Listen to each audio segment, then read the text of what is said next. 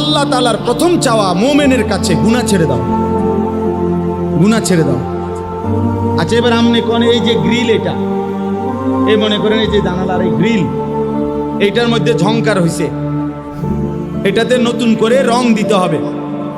এখন কি সিস্টেম কি? আগে রং দেওয়া, এরপরে সিরিজ কাগজ দিয়ে ডলা। সহজ হিসাব কিনা বলেন? আগে কি সরানো, এরপরে কি দেওয়া? আগে ক্ষতি সরাও, এরপরে উপকার। যে বাড়ির সামনে গেছে ভিক্ষা করতো, কারো বাড়িতে হাত পাতছে কিছু দিতে, এর সময় দেখে বাড়ির দুয়ারে ওই বেটার পোষা কুত্তা, কুকুর কুকুর কেউ কেউ করতে আসে। এখন এই লোক প্রথম কি চাইবে? চাউল। বুঝেন নাই কথাটা? আগে আগে টাকা, হ্যাঁ না না, হিসাবটা সে আগে বলবে দোস্ত আল্লাহ দোয়াই, আমার চাইলের দরকার নেই। এটাই তো আমাদের দেশে কয়, ভিক্ষা থাক কুত্তা সামলাম। হ্যাঁ, ক্ষতি সরাও আগে, চাউল দিব পরে। আগে গুনাহ ছাড়ো, আগে হারাম ছাড়ো, আগে নাফরমানি ছাড়ো, আল্লাহর অবাধ্যতা ছাড়ো, একটা একটা গুনাহ ছাড়ো। এবার গুনাহ ছাড়লেই আল্লাহর কসম রব্বুল আলামিন কলিজার ভিতরে ইবাদতের জজবা, মহব্বত, আগ্রহ আল্লাহই তৈরি করে দিবে। ইন তাত্তাকুল্লাহা ইয়াজআল লাকুম ফুরকানা ওয়া ইউকাফফিরু আনকুম সাইয়্যাতিকুম। আল্লাহ বলে যদি তাকওয়া অবলম্বন করো, গুনাহ ছেড়ে দাও, আমি রব্বুল আলামিন ওয়াদা দিলাম অন্তরের মধ্যে, দিলের মধ্যে সত্য মিথ্যার পার্থক্যকারী একটা শক্তিওয়ালা, একটা শক্তি যেটার নাম ফুরকান, এমন একটা থার্মোমিটার আমি আল্লাহ তোমার দিলের মধ্যে দিয়ে দেব। গুনাহ ছেড়ে, গুনাহ ছেড়ে দাও। ওয়াদারু যাহিরাল ইসমি ওয়া বাতিনা। আল্লাহ তাআলা বলে প্রকাশ্য গুনাহ ছেড়ে দাও, গোপন গুনাহ ছেড়ে দাও। ওয়ালা তাকরাবুল ফাওয়াহিশা মা যাহারা মিনহা ওয়া মা বাতান। আল্লাহ তাআলা বলেন কোনো অশ্লীলতা, বেহায়াপনার কাছেও যেও না, প্রকাশ্যেও না, গোপনেও না। প্রকাশ্যেও না, গোপনে। গুনাহ ছাড়ো, অশ্লীলতা ছাড়ো। আল্লাহ বলছে ওয়ামান ইয়াত্তাবি' খুতুওয়াতিশ শাইতান ফাইন্নাহু ইয়া'মুরু বিল ফাহশাই ওয়াল মুনকার। যে শয়তানের পথ ধরবা, মনে রেখো শয়তান তো তাকে অশ্লীলতা এবং গুনাহের আদেশই করবে, গুনাহের আদেশ করবে। অতএব এটা আমাদের জিম্মাদারি, এক মুমিনের জন্য প্রথম ডিউটি গুনাহ ছাড়া। মুত্তাকি মানেই বলে প্রথম তাকে বলে যে গুনাহ থেকে বাঁচে। যেমন ফরহেজগার, আমরা বলি না লোকটা ফরহেজগার মানুষ, বলেন কি না? এটা কাকে বলে কন্ত? আমাদের দেশে সচরাচর যে তসবিহ পড়ে, আল্লাহ বিল্লাহ করে, ওযু নামাজ পড়ে, মসজিদে আসা যাওয়া করে, কিছু দান সদকাও করে, এই মানুষে কি বলে? লোকটা মাশাআল্লাহ কি করে। আসলে মূলত এগুলো তো সে করে, আর ফরহেজগার বলে মূলত যে করে না তারে, যার মধ্যে দৈন্তান নয় কান্না, তাকে বলে ফরহেজগার।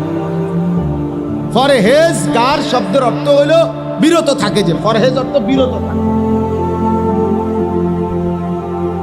তাইলে আপনি আমি ফরহেজগার বলেন যে তসবিহ পড়ে, নামাজ পড়ে, আল্লাহ বিল্লাহ করে, তারে মূলত ফরহেজগার বলে যে করে না তাকে। তো মানে কি বুঝেন নাই? মানে কি? তাই ফরহেজগার মানে কি? যে বিরত থাকে, বিরত থাকে, করে না, যে করে না। কি করে না বলেন না? কি করে না? এই যে মিথ্যা বলে না সে ফরহেজগার, যে চুরি করে না সে ফরহেজগার, যে জিনা করে না সে ফরহেজগার, যে নারী দেখে না সে ফরহেজগার, যে হারাম দৃশ্য দেখে না সে ফরহেজগার, যে সুদ খায় না সে ফরহেজগার, যে কিস্তি নেয় না সে ফরহেজগার, যে তার স্ত্রীকে বেপর্দায় রাখে না সে ফরহেজগার, যে তার ছেলেকে বেনামাজি থাকতে দেয় না সে ফরহেজগার, যে একটা গালি দেয় না সে ফরহেজগার। একটা একটা গুনাহ থেকে যে বেঁচে থাকে তাকে বলে ফরহেজগার। আপনি তো চাচা সেজদাও দেন, বিড়িও খান, ঘটনা কি তা? দেখো কারে বুঝান, আমরা কি চিরা খাই, আমরা বুঝি না। আপনি দি মাত্র আসরের নামাজ পড়লেন, বারিন্দার মসজিদ থেকে বাইরে হইয়া একটা গালি দিছে, এক গালিতে মাটির তলের সাপ পর্যন্ত উঠে গেছে। এমন ডাকায়। হ্যাঁ, কি ব্যাপার? কি ধরনের মুত্তাকি আপনি? এই মাত্র মসজিদ থেকে বের হইলেন, আপনি এখন আবার গিয়া চায়ের দোকানে রঙিন টেলিভিশনের সামনে নর্তকীর নাচ গানের নাটক সিনেমার সামনে এরকম রাক্ষসের মতো চোখ বড় বড় করে হা করে তাকায় রইলেন। ঘটনাটা কি? এক মুসলমান কত বছর মিথ্যা বলে, এক মুমিন কত বছর নাফরমানি করে। মুসলমান 30 বছর সুদ খায়, মুসলমান 30 বছর ওজনে কম দেয়, মুসলমান 60 বছর পর্যন্ত বিড়ি সিগারেট খাবে, মুসলমান 60 বছর বয়সেও গালিগালাজ করবে, মুসলমান 60 বছর পর্যন্ত কিস্তি নেবে। হায় হায় হায় হায়, এই কেমন মুত্তাকি বলেন না বাপ? আজকে 30 বছর ধরে যার ঘরে প্রত্যেক দিন নাচ গান টেলিভিশন নাটক সিনেমা চলতেছে, প্রতিদিন আপনার বিবি বাচ্চা দেখে, আপনি কি একদিনও ভাবলেন না এটা গুনাহ? আপনার কি কোনোদিনও মনে পড়ে না এটা যে হারাম? এটা ছাড়তেন না আপনি, তা আপনি বেহেশতে যাবেন কেমনে? আপনি সুপারিশ পাবেন কেমনে? আপনি হাউজে কাউসারের পানি নেবেন কিভাবে? এই বাপ বলেন না, আমারে বলেন, আমি আমারেও বলি আপনারও বলি, কেমনে যাবেন বলেন না বাপ? সুপারিশ মানে কি? নবী সাল্লাল্লাহু আলাইহি সাল্লাম সুপারিশ করবেন, এ কথা তো 100 সত্য, কিন্তু সুপারিশ মানে কি? উম্মত, নবীর এ কথার অর্থ তো এই যে নবী বলেছে, উম্মত তুমি বিড়ি খাইতে খাইতে কবরে আসবা, আমি সুপারিশ করে জান্নাত দেব, এই তো না? তুমি গালি দিতে দিতে কবরে আসবা, আমি সুপারিশ করে জান্নাত দেব। তুমি কিস্তি রাইখা কবরে আসবা, আমি সুপারিশ করে জান্নাত দেব। তুমি তোমার ঘরে রঙিন টেলিভিশন রাইখা মৃত্যু পর্যন্ত তোমার টাকা দিয়া বিল দিছ, তোমার টাকা দিয়া ডিশের বিল দিছ, এরপরে কবরে আসবা, আমি নবী তোমারে সুপারিশ করে জান্নাত দেব, হাউজে কাউসারের পানি পান করাই দেব। এরই তো নাম সুপারিশ। হাসরের মাঠ ফুটবল খেলার মাঠ নাকি? হাসরের মাঠ মস্কারি। হ্যাঁ, সুপারিশের কোনো নিয়ম কানুন নাই, কথা বলেন না কেন? হাউজে কাউসারের পানির কোনো নিয়ম কানুন নাই, এটা 15 টাকার বোতল, এটা মাম পানির বোতল মনে করছে। কি ও বাপ, হ্যাঁ, এত সহজ হয়ে গেল আখেরাত। 30,000 টাকা মসজিদে দিছেন, বেহেশত। 4টা ফ্যান দিছেন মসজিদে, বেহেশত। এই আখেরাতের মূল্য 4টা ফ্যান 12,000, 3 12,000 টাকা। আখেরাতে তো মামুলি। 1 কোটি টাকাও যদি দান করে থাকেন তো এটা তো একটা আমল, কথা বুঝেন নাই? 100 কোটি টাকাও যদি দিয়ে থাকেন তো এটা তো একটি নেক আমল। দান সাদাকা এটা পুরা ইসলাম নাকি একটি নেক আমল? তো বাকি বলেন না ইমরান ভাই? বাকিগুলো নামাজ, হজ, যাকাত, হালাল হারাম, পাক নাফাক, স্ত্রীর পর্দা, ছেলের বউয়ের পর্দা, ছেলে মেয়ের নামাজ, এগুলো আল্লাহর হুকুম না? বলেন না? চুরি, ডাকাতি, জিনা, ব্যভিচার, সুদ, ঘুষ, কিস্তি, মদ, জুয়া ছেড়ে দেওয়া, এগুলো আল্লাহর হুকুম না? তো সেগুলো কে করবে? আমাদের ছেলেরা, আমাদের এই যুবক ভাই, তোমরা যে কয়জন আছো বুঝতো, তোমাকেও বলি রে বাপ, এমন সুন্দর জীবন শেষ করে দিও, এমন সুন্দর জীবন শেষ করে দিও। আমার যদি সুযোগ থাকতো, সামর্থ্য থাকতো, আমি দিল খুলে দেখাইতাম এমন সুন্দর হায়াত আমাদের সন্তানরা নষ্ট করে দিতেছে। সারা রাত, সারা দিন, সারা রাত মোবাইলে উলঙ্গ ছবি দেখে, নাচ গান, জিনা ব্যভিচারের দৃশ্য দেখে, লক্ষ লক্ষ। মৌলানা সাহেব মোহতামিম এক মাদ্রাসার গত 4-5 দিন আগে বলছে, কাইদা দিছে এক হুজুর আমার সাথে। হুজুর 7 বছরের বাচ্চারে নিয়া তার বাবা 1 সপ্তাহ ছুটি কাটাইয়া মাদ্রাসায় আসছে, বাচ্চাটার হাতে বড় মোবাইল, তার বাপের মোবাইলটা। বাপে টাকা পয়সা জমা দেওয়ার জন্য অফিসে, মাদ্রাসার দফতরে, আর এই বাচ্চাটার হাতে তখনও মোবাইলটা তারা বাবার। কসম খোদার, এই মসজিদে বসে বলতেছি, 7 বছরের বাচ্চা। ওই হুজুর বলতেছে ও তার রুমে গিয়া, মাদ্রাসায় বাড়ির থেকে মাত্র আসছে, তার বাবার মোবাইলটা নিয়ে হাতে আরেকটা ছেলেকে মোবাইল দিয়া দেখাইতেছে। আল্লাহর কসম, মসজিদে বলতেছি, ওই হুজুর আমার চোখের পানি ফেলছে। হুজুর, এই বাচ্চা ওই বাচ্চারে দেখাইতেছে উলঙ্গ নেকেট ছবি, একেবারে সরাসরি উলঙ্গ ছবি কিভাবে দেখে, কোনখান দিয়া, কোন প্রোগ্রামে, মোবাইলে, ও এটা ওই ছেলের দেখাইতেছে। যে জাতির 7 বছরের সন্তানের এই হালাত, ওই জাতির অধপতন আর কতদিন?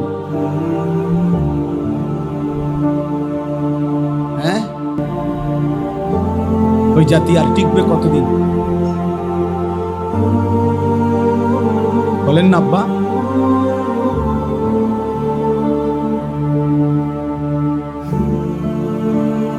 বলেন, এই জাতি বাঁচবে আর কতদিন? টিকবে আর কতদিন? আফসোসের বল, আফসোসের বল, আমাদের শত শত সন্তান, জীবন মানে একটা মোবাইল, জীবন মানে একটা মোটরসাইকেল, জীবন মানে একটা মেয়ের সাথে সম্পর্ক, জীবন মানে বন্ধুদের আড্ডা। আহা, তার বাবা কে, মা কে, বংশ কি, তার আল্লাহ কে, তার নবী কে, তার দিন কি, ধর্ম কি, কিচ্ছুর খবর নেই। চুল দেখেন, চিনাও যাবে না সে মুসলমানের বাচ্চা কিনা। প্যান্ট দেখেন, চিনাও যাবে না সে মুসলমানের বাচ্চা কিনা। পেশাব করার সিস্টেম দেখেন, সারাদিনে একবারও কুদ্দুর টয়লেট পেপার ব্যবহার করে নাই, বুঝাও যাবে না এ মুসলমানের সন্তান কিনা। নাফাক, অপবিত্র শরীর, অপবিত্র শরীর। রাস্তার পাশে পেশাব করতেছে, এখান দিয়ে গাড়ি ঘোড়া চলতেছে, তার মানুষ চাইতেছে, কোনো পাত্তাও নাই, পাত্তাও নাই। কারণ তার হিসাব হইল, আমার লগে তো মানুষের লগে হিসাব না, আমার লগে হইলো রাস্তার কুত্তার লগে হিসাব। ওই কুকুরও কোনোদিন কোনোবার পেশাব করে ঢিলা কুলুক টয়লেট পেপার পানি ব্যবহার করে না। আমিও মানুষ রূপী এই জানোয়ার, আমিও পেশাব করে পানি নেই। আমার মিল তো হলো ওই জানোয়ারের সাথে।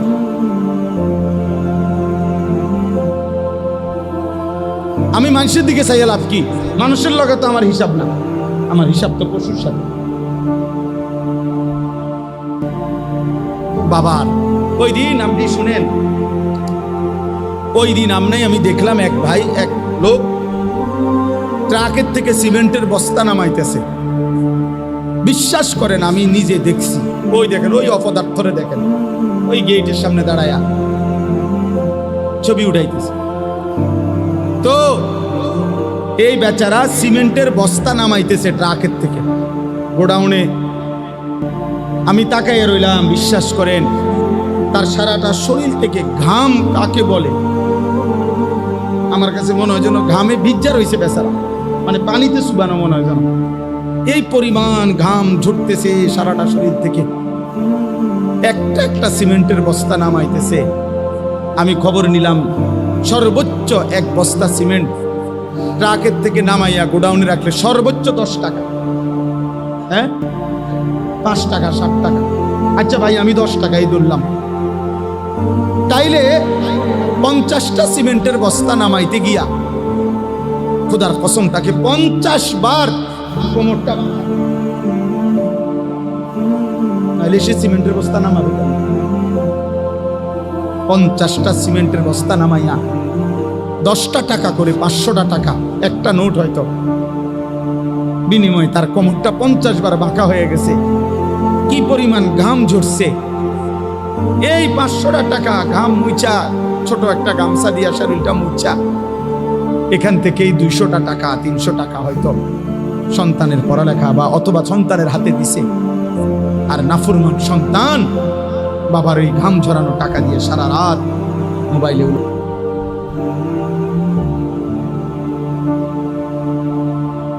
হায় শোনো, তুমি যদি তোমার বাবার ঘাম দেখতা, তুমি তুমি যদি এক বস্তা সিমেন্ট মাথায় নিয়ে দেখতা 50 কেজিওয়ালা একটা বস্তা, কাঁধে নিতে কি পরিমাণ কষ্ট। তুমি যদি একজন প্রবাসীর বিদেশে 1 মাসের কষ্ট দেখতা, তাইলে প্রবাসীর সন্তান বুঝতো তার টাকাটা উপার্জন কত কঠিন।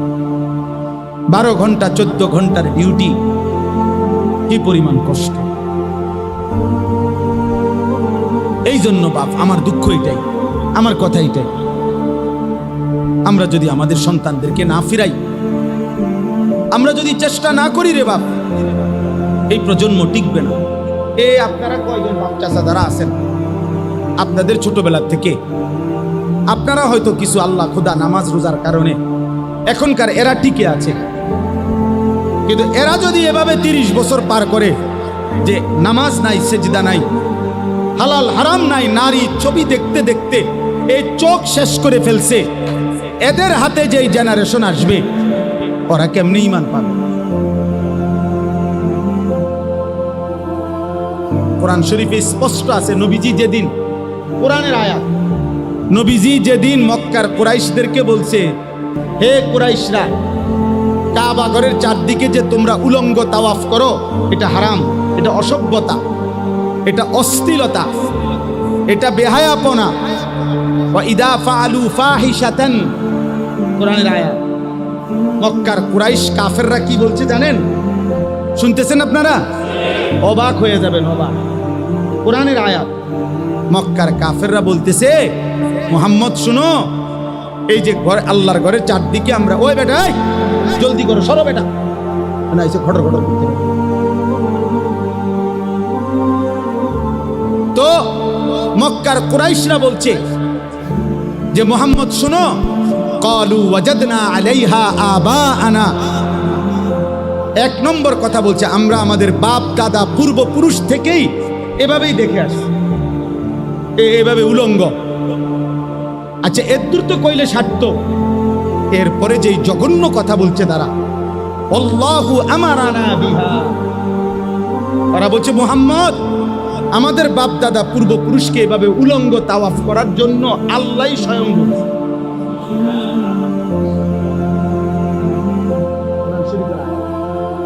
আল্লাহু আমারানা বিহা।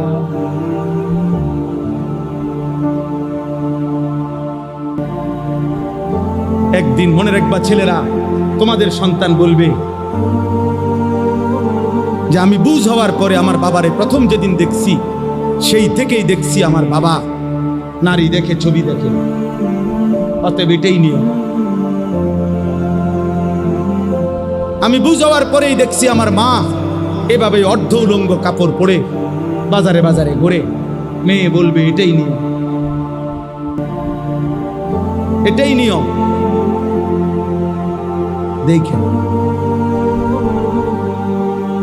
দেখেন, মনে রাখেন। এজন্য আমরা এই অস্থিরতা প্রকাশ করি। আমাদের ফিকির এটা, আমার জিন্দিগির মেহনত এটা, আমার জীবনের স্বপ্ন এটা, আমার দেশের কিশোর যুবক আল্লাহর দিকে ফিরবে ইনশাআল্লাহ, ইনশাআল্লাহ। আগামী দিনে ওরা মাহাদির পক্ষে লড়বে ইনশাআল্লাহ, দাজ্জালের বিরুদ্ধে লড়বে। গাজা এবং ফিলিস্তিনের শেষ মুসলমানটাও শহীদ হলেও আর একটা মানুষও যদি বেঁচে না থাকে, মাটির নিচের একটা মুজাহিদও যদি শহীদ হয়ে যায়, তবুও বিশ্বাসী ইয়াকিন রাখতে হবে বিজয় ফিলিস্তিনের হবে ইনশাআল্লাহ, গাজার বিজয় হবে ইনশাআল্লাহ। সে মালিক দেখাবেন। পৃথিবীর কোন জালেমকে আল্লাহ তাআলা ধ্বংসের আগে পৃথিবীবাসী ভাবেও নাই ফেরাউনকে কেমনে ধ্বংস করবে। পৃথিবীবাসী জানতো না নমরুদকে মানুষ আল্লাহ কেমনে ধ্বংস করবে। পৃথিবীবাসী জানতো না কারুনকে আল্লাহ কেমনে ধ্বংস করবে। পৃথিবীবাসী জানতো না নূহ আলাইহিস সালামের কওমকে আল্লাহ কেমনে ধ্বংস করবে। পৃথিবীবাসী জানতো না। কোন জালেম, নেপালের অর্থমন্ত্রী, যে বেটা অর্থমন্ত্রী মানে যে বেটা পুরা দেশের অর্থের মেন গোডাউন যার হাতে, এ বেটারে ফিরতে ফিরতে শেষ পর্যন্ত শুধু জায়গা ছাড়া আর কিছু যায় ছিল না। এই অবস্থায় ফিরতে ফিরতে নিচে কাঁতাত ফালাইছে, ওইখানে আবার ইটা মারতে মারতে ইট মারতে মারতে এরপরে ওই মারা গেছে। মন্ত্রী এবং মন্ত্রীর পরিবারের সদস্যরা হেলিকপ্টারের রশির মধ্যে ঝুলতেছে বাঁচার জন্য। সারা পৃথিবী দেখে নাই। এটা কত 300 বছর আগের ঘটনা না 30 দিন আগের ঘটনা? এক সপ্তাহ হয়েছে। কি দোস্ত, কার নিরাপত্তার উপরে ভরসা করে সেজদা দাও না? তোমার কোন আব্বা তোমারে বাঁচাবে? আল্লাহকে সেজদা দাও না নাফরমান। এই বেনামাজি, এখানে যারা আছো বেহায়া, ওই কপাল তো মানুষের কপাল না যে কপাল আল্লাহকে সেজদা দেয় না। ও মানুষ না, ও মানুষের কোনো বংশ না, ও জন্তু জানোয়ার ছাড়া আর কিছু না, ও হাইওয়ান। ও হাইওয়ান, ও মনে করছে জীবন মানে কুকুর বিড়ালের জীবন। খাও আর ঘুমাও আর ফুর্তি করো আর লজ্জাস্থানের চাহিদা পূরণ করো আর যা মন চায় তা দেখো। আল্লাহ আমাদেরকে হেফাজত করো। শেষ আমার কথা, গুনাহ ছাড়তে হবে, গুনাহ ছাড়তে হবে। বলেন ইনশাআল্লাহ। নজর হেফাজত করেন, নজর আজকে সবচেয়ে বড় গুনাহ। চিন্তাবিদ, পণ্ডিত, গবেষক, মুসলিম মনীষী, সারা পৃথিবীর গবেষণা, এটা সবচেয়ে বেশি গুনাহ আজকে নজর, এই চোখের গুনাহ। এই মোবাইল পাগল বানায় ফেলছে, এই নারীদের বেসামাল অবস্থা পাগল বানায় ফেলছে। আমাদের মা বোনরা মনে হয় যেন পাগল হয়ে গেছে, ওরা অস্থির হয়ে গেছে নিজের শরীর বাহারি রঙের রূপ যৌবন প্রদর্শন করার জন্য। একটা সময় ছিল রাস্তায় বাজারে সর্বত্র নারী একদিকে দাঁড়াইতো, ছাতি হাতে দাঁড়াইতো, আলগা রাস্তায় বাঁকা হইয়া অন্যদিকে ফিরত মহিলা পুরুষ পার হওয়ার জন্য। আর এখন পুরুষকে বলা হয় বাজারে হাঁটবেন কেমনে, মহিলা লেগে তো হাঁটতে দেন। মানে পুরুষকে বলা হয় যে আপনার ইজ্জত বাঁচাইতে হইলে আমনে দাঁড়ায় থাকতে হইবে, আমনে দাঁড়ায় থাকতে হইবে। বেড়ি কিন্না সারলে যদি জায়গা পান দয়া করিয়া হেবড়ি যদি সুযোগ দেয়, আস্তাগফিরুল্লাহ, আস্তাগফিরুল্লাহ। গুনাহ ছাড়েন, স্ত্রীর দিকে নজর দেন, ছেলের দিকে নজর দেন, মেয়ের দিকে নজর দেন। ছেলেটা সারাক্ষণ মোবাইল কেন ব্যবহার করবে? শেখুল ইসলাম হযরত মাওলানা তাকি উসমানী দামাত বারাকাতুহুমুল আলিয়া, সারা পৃথিবী বিখ্যাত বুজুর্গ আলেম, উনি ফতোয়া দিছেন যেই কিশোর, যেই যুবক বড় মোবাইল ব্যবহার করার ক্ষেত্রে হালাল হারামের বিধান কি শরীয়তের, এটা জানে না, এটা মানে না, তার জন্য এই বড় মোবাইল ব্যবহার করার অনুমতি নাই, জায়েজ না। এটার প্রয়োজন আছে, এটার দ্বারা বড় মোবাইল দ্বারা অনেক কাজ আছে। বর্তমান পৃথিবীর অনেক কিছু করতে হয়, ঠিক আছে, কিন্তু প্রয়োজনের মধ্যে সীমাবদ্ধ। বুঝেন নাই আমার কথা? বড় মোবাইল আমার কাছেও আছে, আমার গাড়িতেও আছে। আমি আসার সময়ও আজকে মনে করেন আমাদের ইংল্যান্ড থেকে একজন ঘনিষ্ঠ মানুষ হজে উমরায় গেছে, উনি আমার সাথে জরুরি কথা বলছে, তো আমি ওনার সাথে কথা বলছি। আমার শায়েখ আল্লামা মুফতি মুশতাকুন নবী কাসিমি হজরত এখন উমরায় আছে, মক্কায় আছে, আমি ওনার সাথে কথা বলছি আজকে দুপুর। সিলেটের মানসুর ভাই, উনি উমরায় আছে, আমাদের ঘনিষ্ঠ, ওনার সাথে কথা বলছি। তো অনেক কিছু হোয়াটসঅ্যাপে পাঠায় যেগুলো দেখতে হয় মাদ্রাসার থেকে, যে হুজুর এই কাগজটা, এই পোস্টারটা, এই হিসাবটা, কারণ আমি সারাক্ষণ বাইরে বাইরে থাকি। তাহলে প্রয়োজন তো ঠিক আছে, তো প্রয়োজনের মধ্যে রাখা দিলাম কাজ সারলে।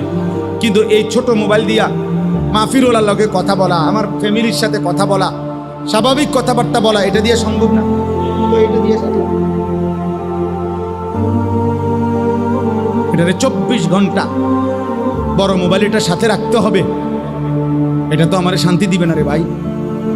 এই পাঞ্জাবিওয়ালা যে কয়জন আছেন, হুজুর, ইমাম সাহেব, মাদ্রাসার ওস্তাদ, দোস্ত আমার, হাত জোড় করে বলি, আর যদি কোনোদিন আলাদা সুযোগ না পাই, এই জন্য বলি বড় মোবাইল, পাঞ্জাবিওয়ালা পাঞ্জাবি ছাড়া, টুপিওয়ালা টুপি ছাড়া সবাইরই ফকির বানায়, অপমানিত করে ছাড়বে যদি এর নিয়ন্ত্রণ করতে না পারে, যদি এর হালাল হারাম বাঁচতে না পারে, হেফাজত করতে না পারে। আল্লাহ আমাদেরকে তৌফিক দান করে।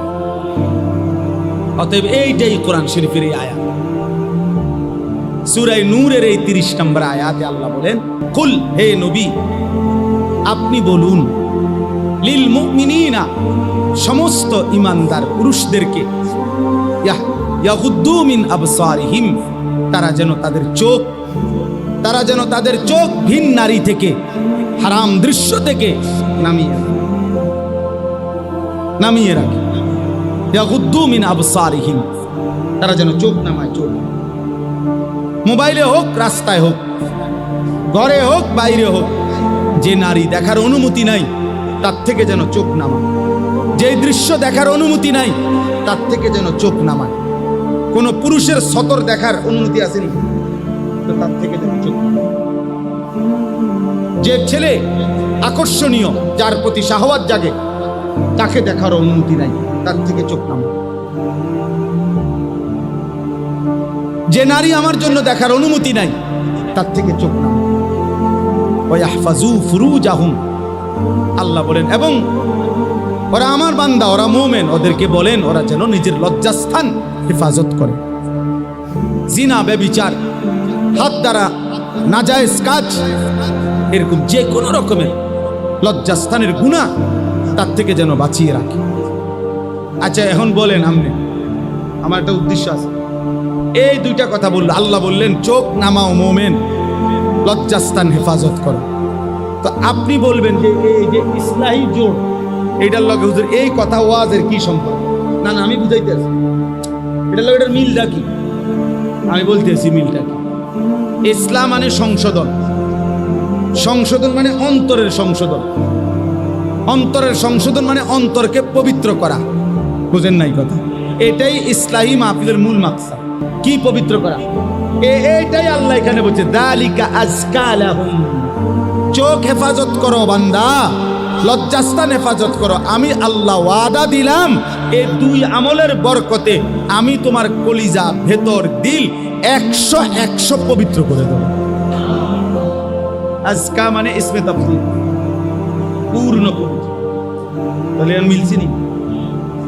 এই জন্য যালিকা আযকা লাহুম, এটাই হচ্ছে অন্তরের সবচেয়ে বড় পবিত্রতা,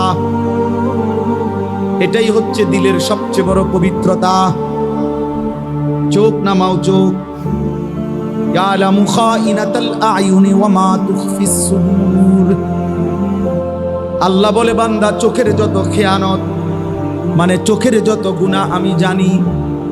ওয়া মা তুখফিস সুদূর, অন্তরের যত গুনাহ আমি তাও জানি।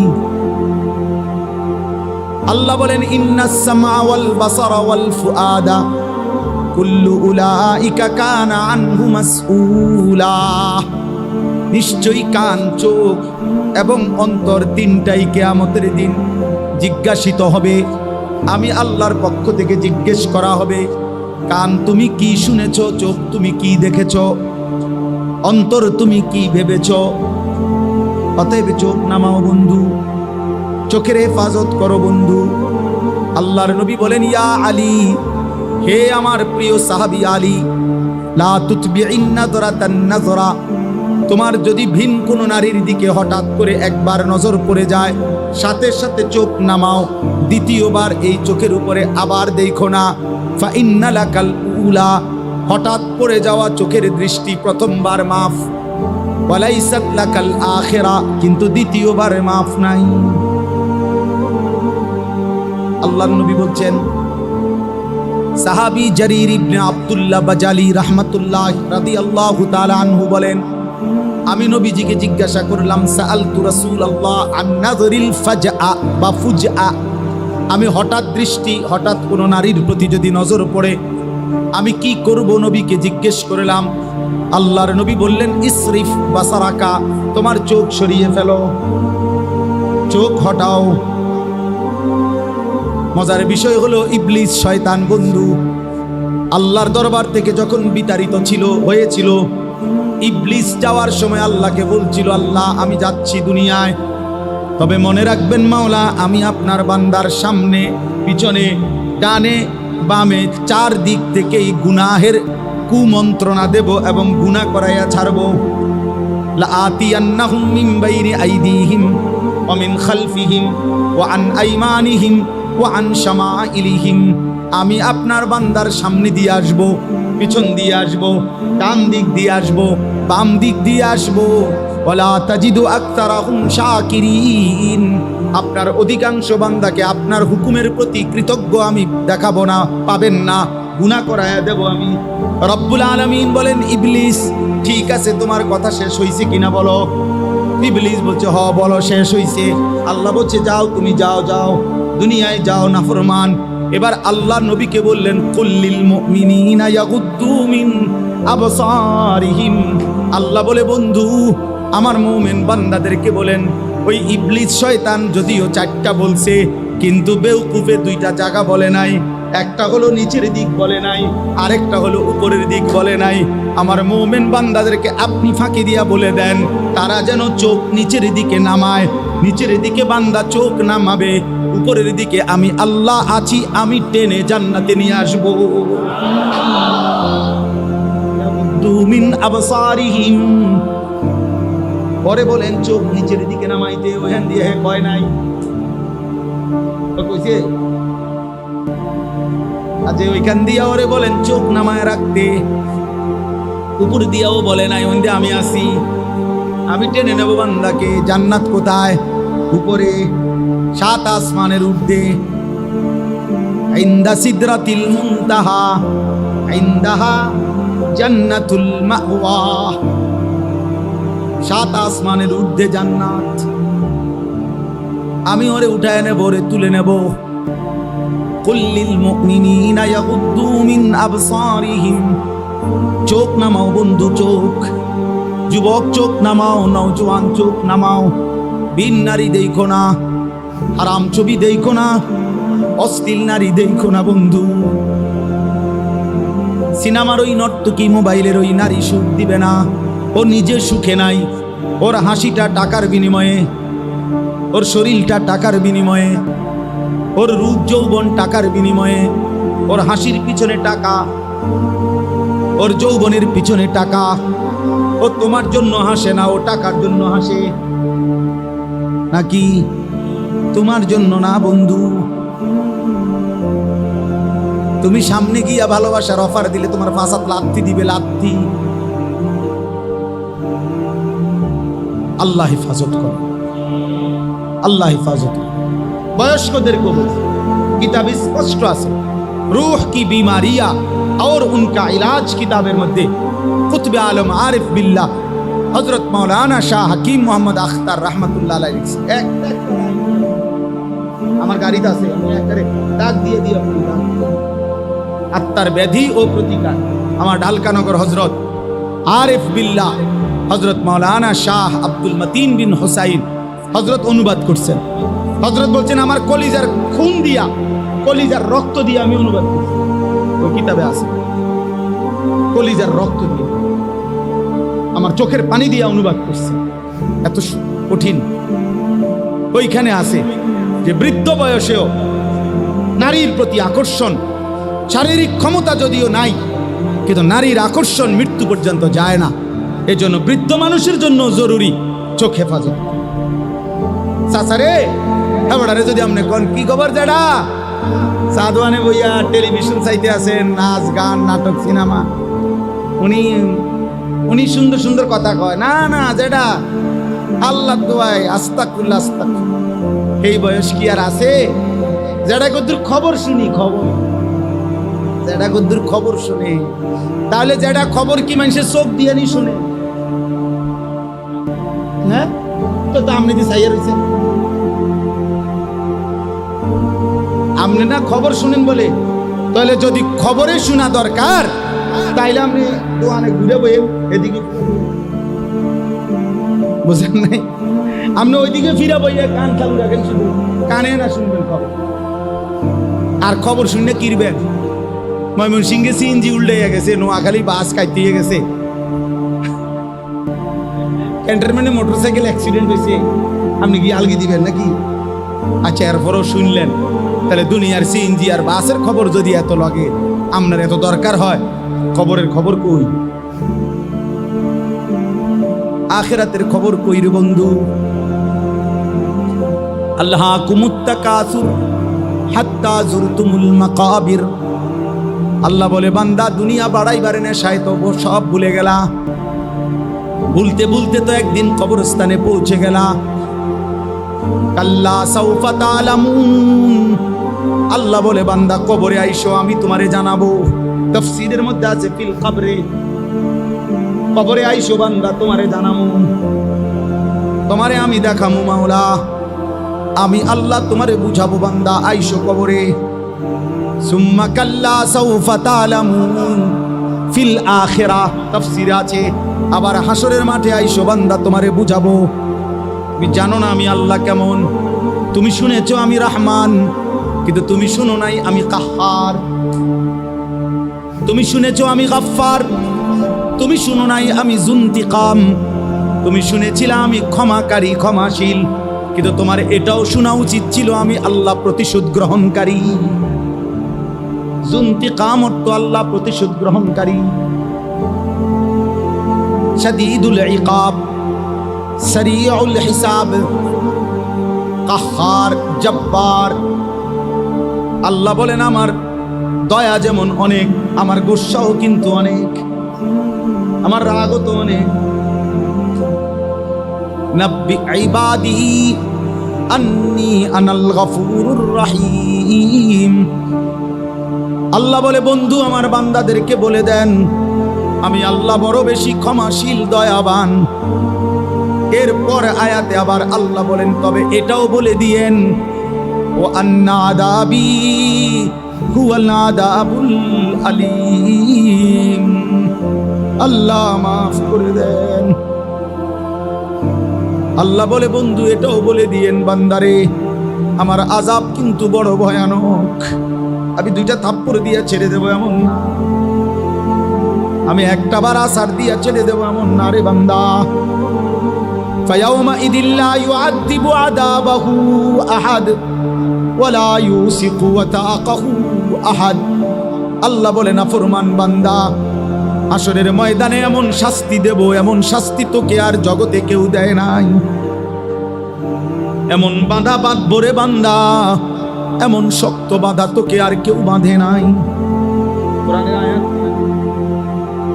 খুযুহু ফাগুল্লু সুম্মাল জাহিমা সাল্লু।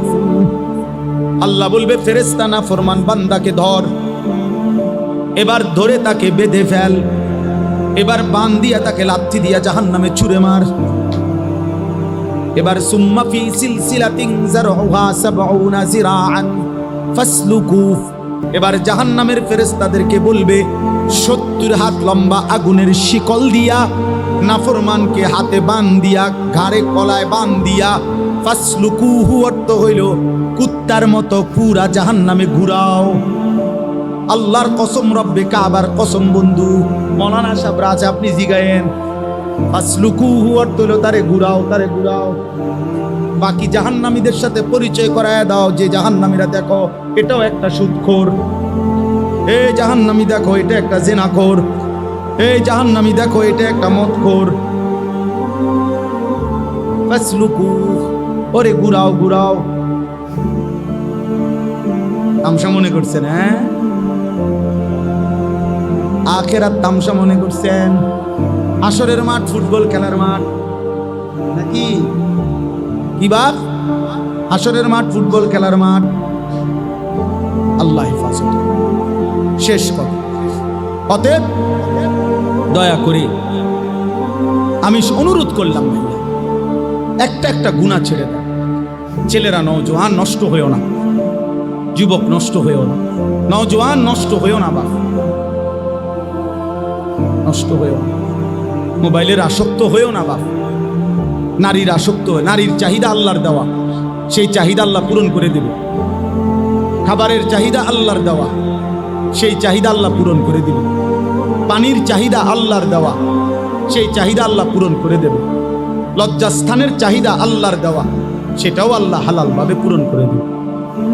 এই পৃথিবীর পেছনে স্বামী স্ত্রীর মিলনের মাধ্যমে, হালাল বিবাহের মাধ্যমে আল্লাহ যেহেতু কোটি কোটি বান্দার এই চাহিদা পূরণ করেছে, তোমারটাও পূরণ হবে। তুমি অপেক্ষা করো, একটু সবর করো, নষ্ট হয়েও না। মোবাইলের এই ছবি দেখে দেখে হাজার হাজার যুবক, শত শত যুবক অসল, পুরুষত্বহীন, শরীরের সক্ষমতাহীন। আমি জানি, আমার জিন্দিগির কাজ এটা। আমার সাথে শত শত ছেলের সাথে এই হোয়াটসঅ্যাপে সংযুক্ত আছে, আমার সাথে শত শত ছেলে, দেখো কথা আমি শুনি। আমার আলাদা দায়িত্বপ্রাপ্ত ছাত্র আছে, শিক্ষক আছে, যারা ছেলেদের সাথে সারা দেশে কথা বলে। আমার কাফেলা আছে, আমি কাজ করি তো এটা নিয়ে। আলহামদুলিল্লাহ, গত মাসেও আমরা আমাদের মাদ্রাসায় আগস্ট মাসের 5, 6, 7 গত মাসে প্রায় 350 ছেলে স্কুল, কলেজ, ইউনিভার্সিটির 3 দিন আমার মাদ্রাসায় রাইখা ওযু, নামাজ, সূরা, কেরাত, দোয়া, কালাম 10 ঘন্টা প্রতিদিন, 6 ঘন্টা প্রশিক্ষণ, 4 ঘন্টা নসিহত, এইভাবে মোট 3 দিন টানা আমাদের মাদ্রাসায় রাইখা পড়াইছে, শেখাইছে। সব স্কুল কলেজে 30 বছরের নিচে। আলহামদুলিল্লাহ, বাংলাদেশের প্রায় 29টি জেলা থেকে ছেলেরা আসছে। এই আমার ক্যান্টনমেন্ট ময়নামতি। আলহামদুলিল্লাহ, আবার আগামী নভেম্বর মাসের 6, 7, 8 আল্লাহ যদি কবুল করে, আবার এটা বিজ্ঞাপন দেব, অ্যাড দেব, অনলাইনেও দেব, ইনশাআল্লাহ আবার হবে ইনশাআল্লাহ। আমার একটা বড় স্বপ্ন, বড় আশা, বড় আশা, আমি কিশোর যুবক ছেলেরা, মুসলমানের সর্বস্তরের মুসলমান, জওয়ান, বুড়া, শিক্ষিত, অশিক্ষিত, দিনমজুর, ঠেলাওয়ালা, কুলিওয়ালা, সবার জন্য একটা মাদ্রাসা করতে চাই। একটা মাদ্রাসা তো আছেই আমার, আলহামদুলিল্লাহ। ওইখানে বাচ্চাদের, ওইখানে প্রায় 500 ছাত্র আছে এখন, আলহামদুলিল্লাহ। 34 জন শিক্ষক কর্মচারী আছে। এখানে আরেকটা মাদ্রাসা করতে চাই সব মুসলমানের জন্য।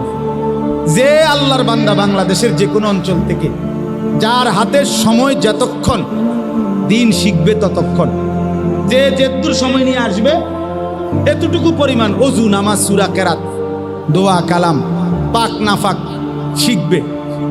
এটা আমার একটা আশা। আলহামদুলিল্লাহ, আমি এই ধারাবাহিক কার্যক্রম করতেছি, চেষ্টা করতেছি।